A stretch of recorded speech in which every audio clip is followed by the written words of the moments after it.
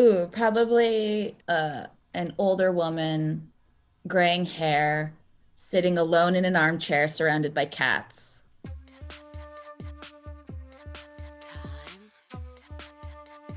Time for one poem. Hi, I'm Annie Muir, and this is Time for One Poem.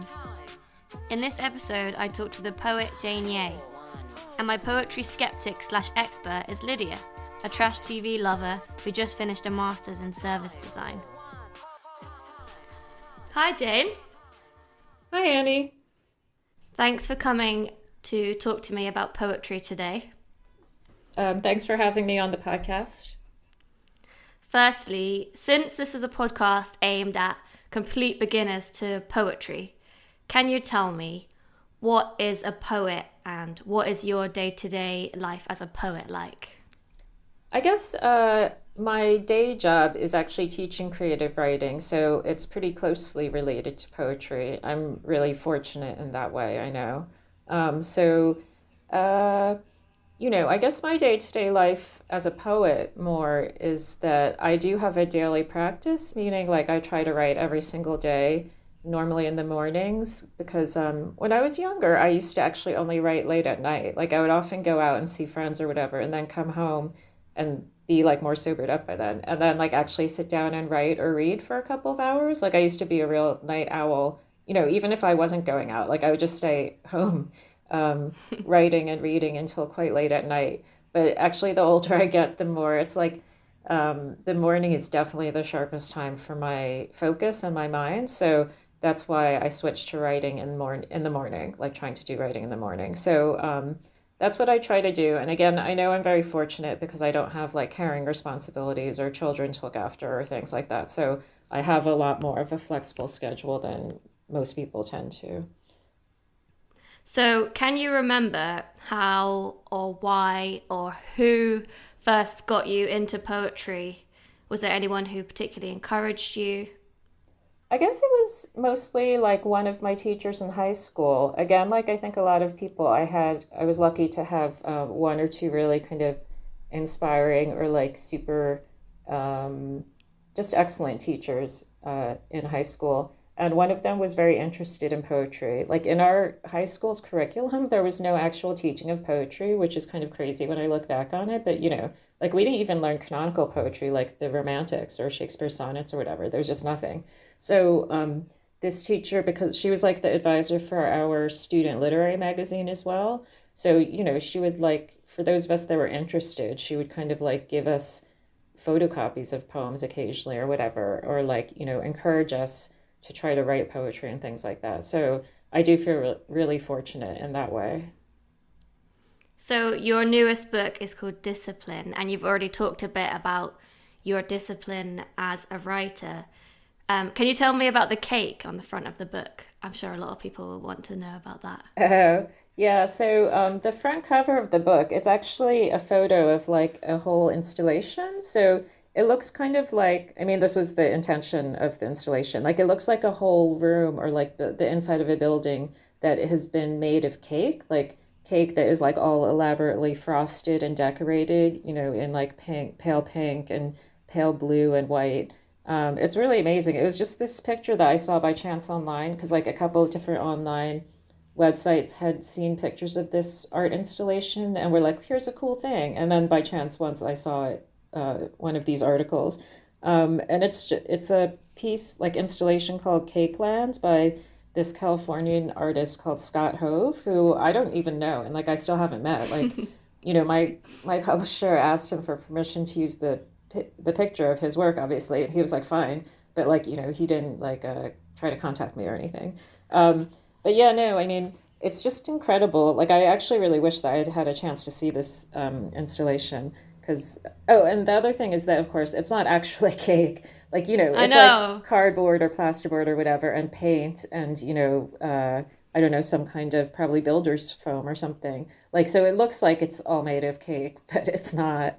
And I guess the idea of that kind of illusion is also what I liked.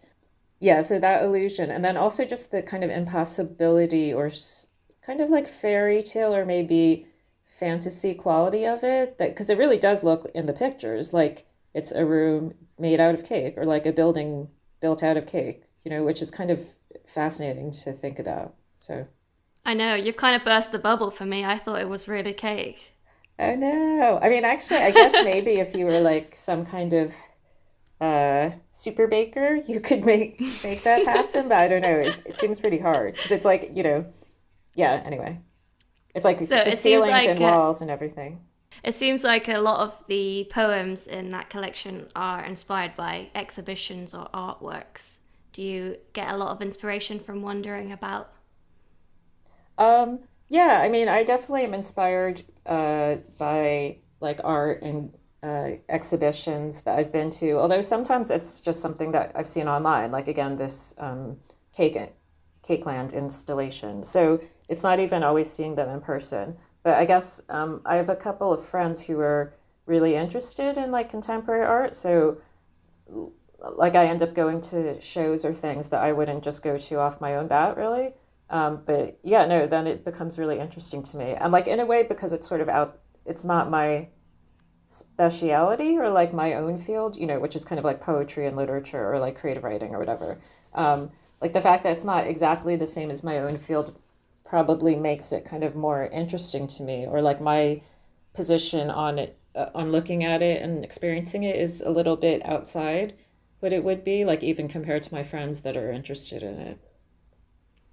So, also about something I noticed about your book are the titles. There's a lot of titles that are similar, like a short history of something or self portrait as something.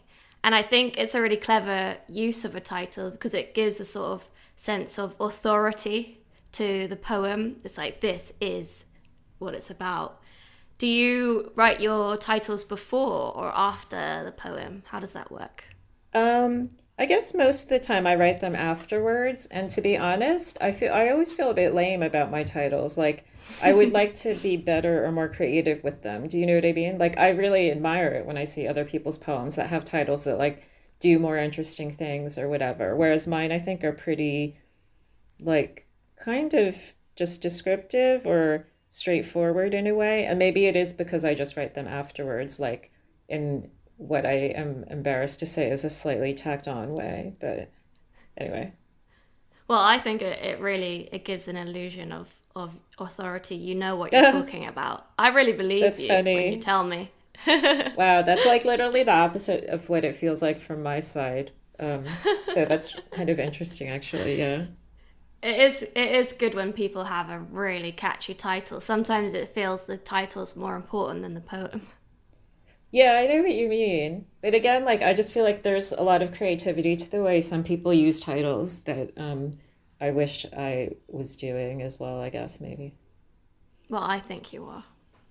So I've seen you read before in Manchester, and I thought you were really funny. Oh, When cheers. you started writing, did you have the intention of making people laugh, or is that incidental, do you think? Well, I mean, when I really started, kind of back like in high school or uni or whatever, when I was pretty young-ish, I guess I wasn't thinking as much about things being funny. Like maybe like a lot of sort of teenagers or young adults, you have like these very intense emotions and everything is kind of really serious. But actually, like the longer I went on writing poems, I guess, and also just reading more other people's poems. Anyway, like the more interested I was in actually kind of being funny, I guess. And I guess like I sort of think of it sometimes as like when I'm trying to write a poem, like I'm trying to entertain myself. So like I get bored kind of easily, or like I like things that are funny in some way. So and then obviously the extra hope is that like if it's entertaining to me or funny to me, then it might be funny to someone else as well. So um yeah, I don't know. I mean, I guess sometimes I wonder because I have like one or two friends that are actual like TV kind of comedy writers. And I sometimes think, oh, like, what if I had gone into that or something? Because I do like jokes, like, and like in some of my poems, I guess even when they don't seem funny per se, there's like kind of like puns or like plays on words or things like that that are kind of like comedy a bit. Anyway. And another comedian trait that you do is you like writing poems from with other characters, like you're not yourself. Like for example, in your Ook the Owl poem, which I really love, the owl from Harry Potter's sort of audition feelings. I think that's amazing. Oh, cheers. Do you do that? Is it kind of when you're a bit bored of writing from your own perspective? Yeah, I think definitely because I rarely write directly from my own perspective when it comes down to it. Yeah, I don't know. I think also some, like I used to think this more, well, I still think this anyway.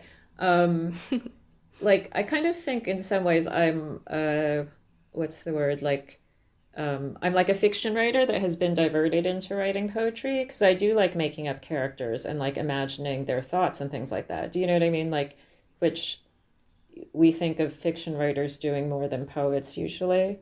But yeah, like I am more interested in kind of making up narratives or stories about these characters I've also made up or borrowed from elsewhere, like, you know, in a way.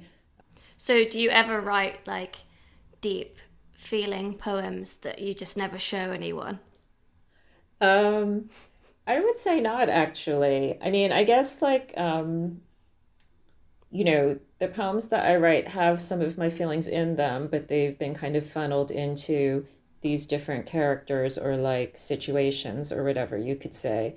But also, I don't know. And then even when I try to occasionally write something that is sort of autobiographical or more just, you know, if you want to say like just me talking, it never really works. And then I always end up giving up. You know, like I'll try drafting a little bit, but then I'll just give up and go back to kind of the things that I would usually write, maybe.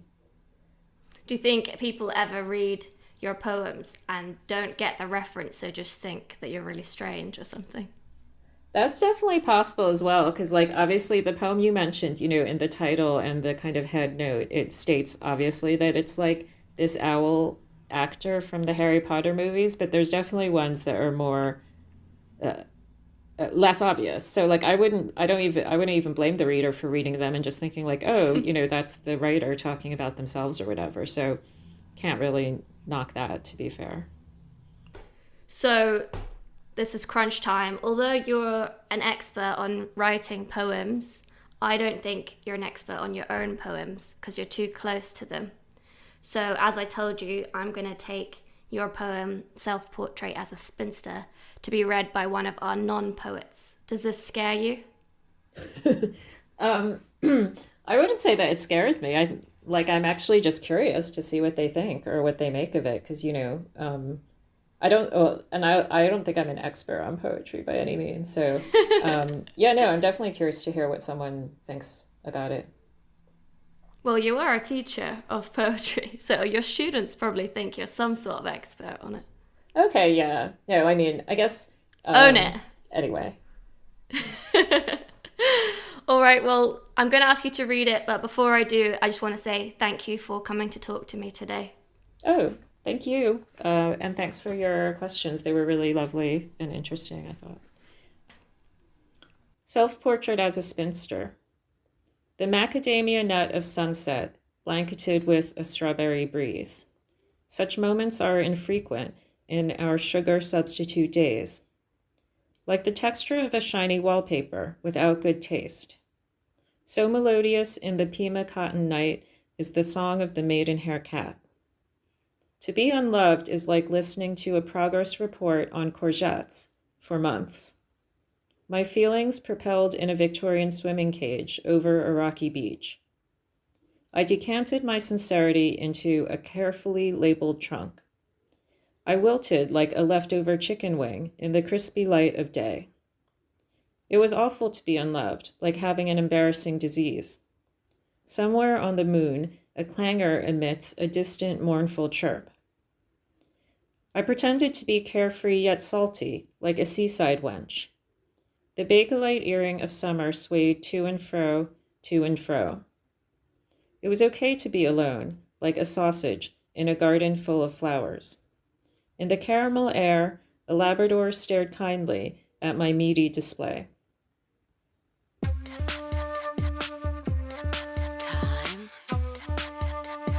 Time for one poem. Hi, Lydia. Hi, Annie. Thank you for coming to talk to me today. Oh, it's my pleasure. I'm very excited. Okay, firstly, when someone says the word poetry to you, what is your general reaction? Cool. And what does that mean in your head when you say that? I am around people who admire and enjoy poetry. My best friend is a poet. My father loves poetry. I did a comparative literature class in university that I enjoyed, but I'm just not an avid poetry consumer.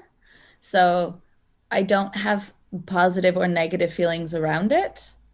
And if somebody was like, "Oh, have you read this poem?" The answer is going to be no, because I haven't. So, Do you think your dad liking it maybe put you off a bit? no, probably the opposite. I think I'd be more inclined to enjoy poetry because of him, but I've just never really connected with any poetry before. Just hasn't happened yet for you. Yeah, yeah. Okay, great. Can you tell us a bit about yourself and what you do? Oh, okay. I am a designer in the broadest sense, I think. So I have dabbled in graphics and branding and art direction and service and strategy. And now I work in the tech world as a design lead. So mostly what I do is like macro vision, design, and business development stuff. And I just finished my master's in service design. So, yeah. Cool. And what about in your spare time? How do you relax? Mm, I think I'm definitely someone who always has stuff going on. Like this morning, I was feeling a bit rushed because I decided to go to the pool to get some laps in. Then I stopped and got a coffee. I listened to an audiobook. I like to watch trash television. Yeah, I like to go That sounds running. like a lovely morning. It was really nice. Great. Okay, and I'm asking everyone this. Would you consider yourself an expert in anything? And it could be something small, like flipping beer mats or something, but you're an expert in it. Ooh, I'm pretty staunch about my feelings of being a generalist. So it's hard to in one breath call yourself a generalist and then also say you specialize in something, but I'm precocious and so I do. Um, I would say I'm an expert in relationship building. I think that's something that I've always sort of been really good at. No matter where I go, I make friends and really good connections, and those friendships usually last forever. So that's probably my expertise. That's beautiful. Okay, well, for today, you are our poetry expert. That's a good sound. I feel hugely unqualified, so that's great. Perfect, perfect. So we're going to look at the poem Self Portrait as a Spinster by Jane Yeh. I sent the poem to you. I think you had a little cheeky look at it. Would you be able to read it out for me? Sure. Self portrait as a spinster. The macadamia nut of sunset blanketed with a strawberry breeze. Such moments are infrequent in our sugar substitute days.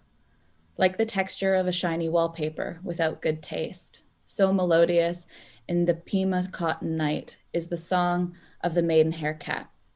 To be unloved is like listening to a progress report on courgettes. For months, my feelings propelled in a Victorian swimming cage over a rocky beach. I decanted my sincerity into a carefully labeled trunk. I wilted like a leftover chicken wing in the crispy light of day. It was awful to be unloved, like having an embarrassing disease. Somewhere on the moon, a clangor emits a distant, mournful chirp.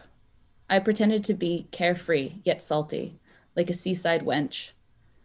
The bakelite earring of summer swayed to and fro, to and fro. It was okay to be alone, like a sausage in a garden full of flowers. In the caramel air, A Labrador stared kindly at my meaty display. Beautifully read. Thank you. I just want to take a minute there. That was lovely. So what were your first impressions when you read this poem? Were there any bits that stood out to you?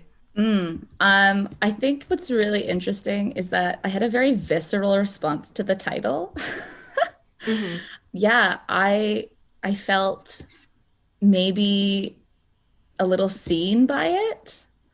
Really? Yeah, a little bit. Like, as someone who is often single and is 30, the title alone, Self-Portrait as a Spinster, is maybe a little self-referential, which at first I was like, ooh, don't want to go near that because you gave me a Okay, choice.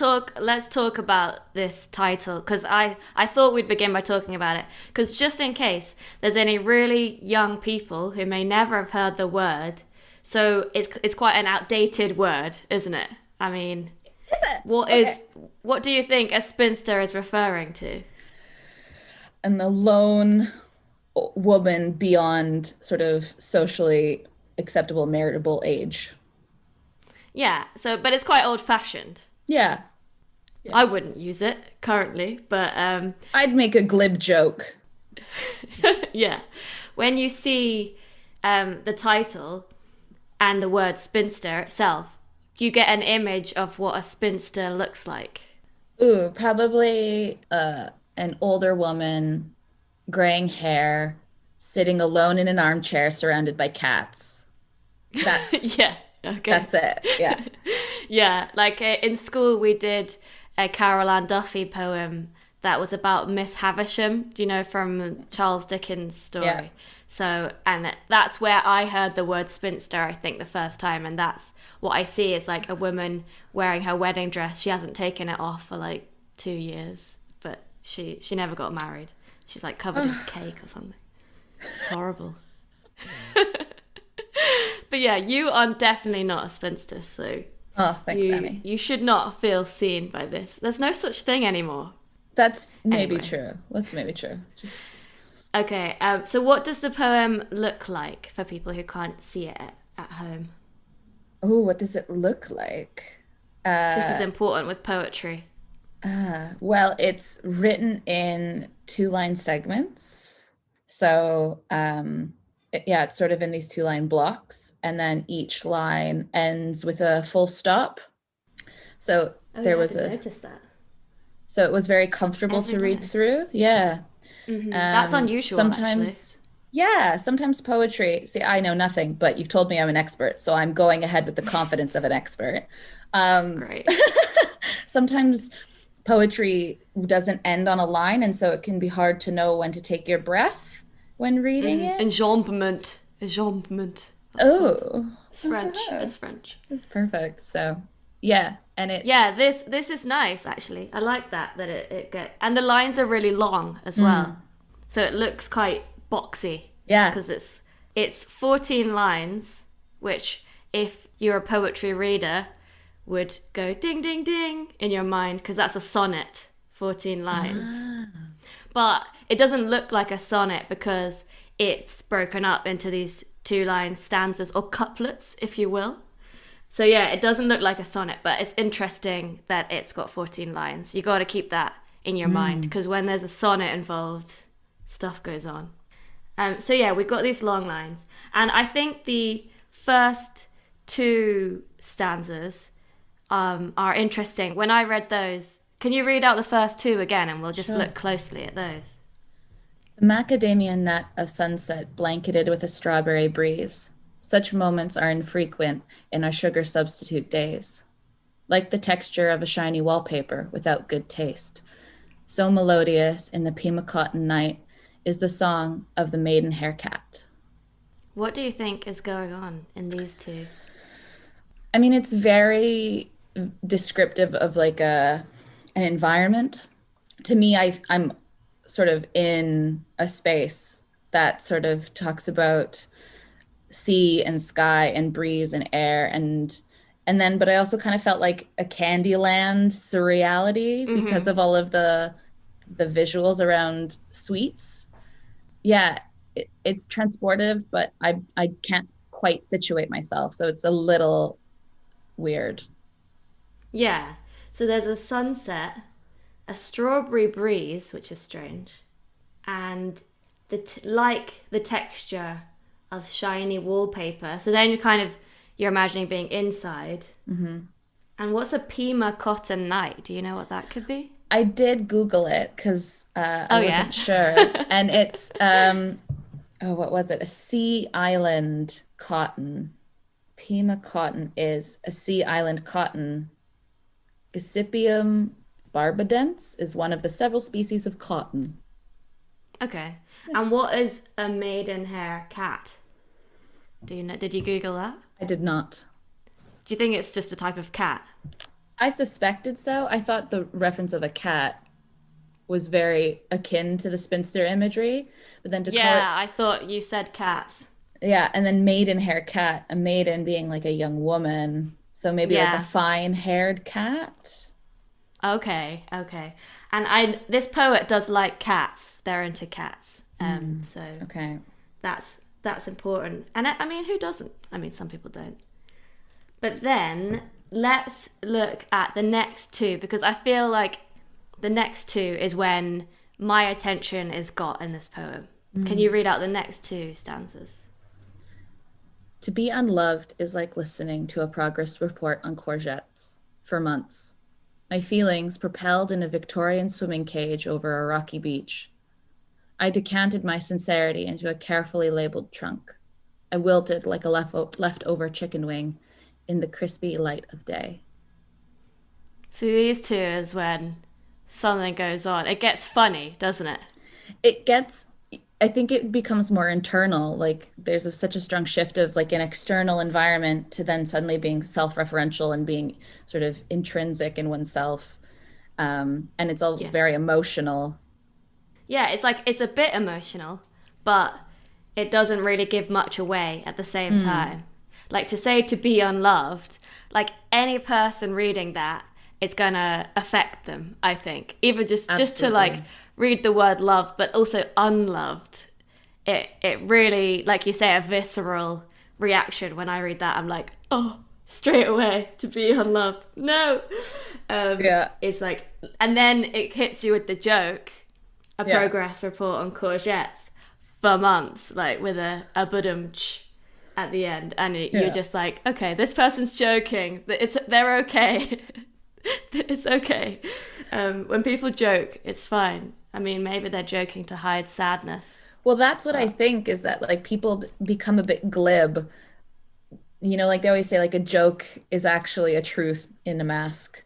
And I think that can often be the case. So I still see like a bit of like sadness. And I think this idea of like the lone woman and women's value being so tethered to their desirability and their marriageability that we do a lot of explaining when we are single women. And so Yeah. I think there is something to that that is really striking to me. Like the line, I decanted my sincerity into a carefully labeled trunk is probably my favorite line because I think so many people who have had to explain these things over and over again, like why they're single or why they don't want to get married or why they don't want to have kids, have to sort of put away their feelings or their vulnerability because they're always sort of putting on this facade of, I'm fine, everything's fine. Yeah. Yeah, make a joke out of it, even. Yeah. And then I wilted like a leftover chicken wing in the crispy light of day. That is just, I mean, what a line. And it makes me think back to the strawberry breeze, which sounds sort of, it sounds fanciful at the beginning. A strawberry breeze, it sounds like a sort of Instagram filter or something. And then the crispy light of day is so different. Yeah. To me, it's very hopeful. It starts off very you think? hopeful. And then I think there's sort of this naivete to this sort of like sweet imagery. And then things get a little bit bleaker, a little bit brighter. You can't really hide in things. Yeah, the chicken wing. The references to meat in this poem, Yeah, yeah. I don't get. Yeah, I was going to ask you about that. So we've got the chicken wing, and then, oh, by the way, it mentions a clanger. Do you know what a clanger is? No. So it's like a children's TV show from like the 70s with these little like mice that live on the moon randomly. Just to keep you informed. You should watch a video of it after this because I watched one earlier and it's so beautiful. There's like a little recorder playing in the background and it's like stop motion. It's beautiful. Ooh. But yeah, meat. So we've got a chicken wing and we've got being salty, which I guess is a normal thing, but also to do with meat could be. And a sausage in a garden full of flowers and my meaty display. So yeah, what do you think about the woman, supposedly a woman? I mean, if you're a spinster, you're probably a woman. No one calls men spinsters, so they're just bachelors. Yeah. Yeah, why would the spinster be meaty? I definitely saw the flip-flop when they talk about the carefree yet salty, and salty being in opposition to sweet, and how we started very sweet and now we've transitioned into a full opposition to that. I pretend to be carefree. So again, it's this facade, this mask of I'm fine, I'm unbothered. It's also I pretended to be Yes. salty. Yeah. So maybe they've stopped pretending now. They've given up. Yeah. A seaside wench, love that. The baked It's light. all kind of in past tense, isn't it? Even the very last stanza, it was okay to be alone. So is this like looking back at sort of a duration of their womanhood from beginning to end? Maybe. Yeah, maybe. And also about the title again, it's self-portrait as a spinster. So the poet is putting themselves into the position of a spinster, or it's not necessarily saying I see myself as a spinster, because they could do self-portrait as a coal miner, and even though they're not a coal miner, but just like imagining what that life would be like. So you can't always read it too literally. I think a lot of people do that with poetry. They read something and it says I am this, and you just think straight away, wow, the poet is a sausage. But yeah, let's look at the ending, because I want to know the general tone of this poem. Like, is it a sad poem, or are they sort of embracing this idea, or sort of laughing at the idea that they're a spinster? That's what I want to know. So can you read just the last stanza out again? It was okay to be alone, like a sausage in a garden full of flowers. In the caramel air, a Labrador stared kindly at my meaty display. What do you think? Do they like being... What's going on in the last one here? Well, I've always thought that like a good story comes for full circle. And I think what I like is that like the caramel air, it's a denser, it's a heavier sweet than a strawberry breeze, right? The strawberry breeze has that sort of loftiness. The caramel air seems weightier. And then I think it's really interesting because no one would lust after a piece of meat like a Labrador. And so to me, there was this idea of like, there is desire. It just might not look like everyone else's. And, you know, one person might scoff at a sausage in a garden because it should be full of flowers, but the Labrador would much rather the sausage than the flower. Yeah. I so love like space that. for everyone. That's so nice. Yeah. Yeah. Different types of desire. I think that's great. And yeah, and also, yeah, each to their own kind of thing. I really like that. I think, because, you know, I said if it's a sonnet or if it's 14 lines, you've got to think that maybe it's a sonnet. If it is a sonnet, do you know what sonnets are normally about traditionally? No, but I would shoot in the dark and think love. Yeah. So obviously Shakespeare, he did a few sonnets, and yeah, they're normally about love. That's like the kind of cliche thing. They're about love. But these days people do them and usually subvert that quite a bit.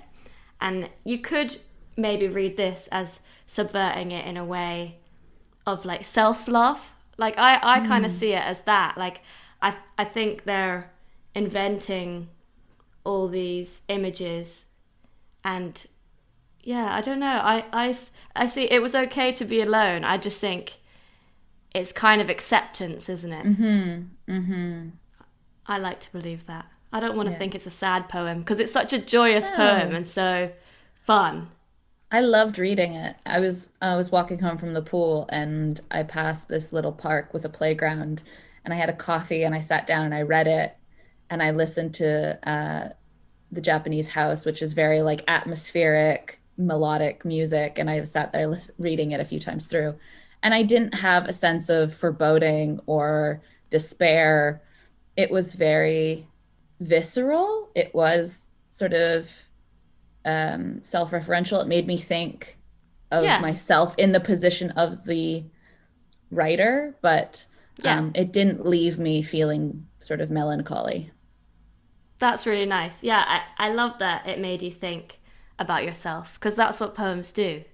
Even if it's nothing to do with you, you always kind of put yourself in the position. And I like that it's self-portrait as a spinster, and you like inserted Lydia into it. It's like Lydia's self-portrait as a spinster. That it's kind of a sort of template for you to insert your feelings into. I love that. Ooh. But yeah, so we've come to a sort of understanding of this poem, would you say, in a short time?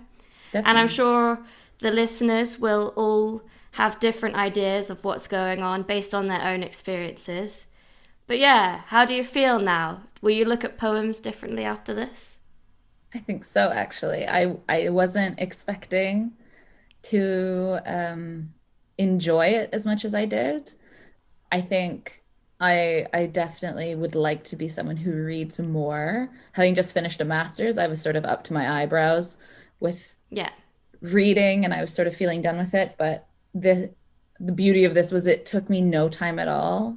I could take the 10 minutes to like drink my coffee and read through it a few times and interpret it differently each time. So I think it's hard to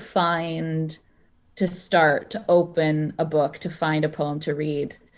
You know, that's what I struggle with books as well, is it's so hard to know from a blurb on the back of a book which one I'm going to enjoy. So this was a good push through the front door to get me going. Yeah, great. Oh, thank you so much. Thanks for having me, Annie. Join the conversation.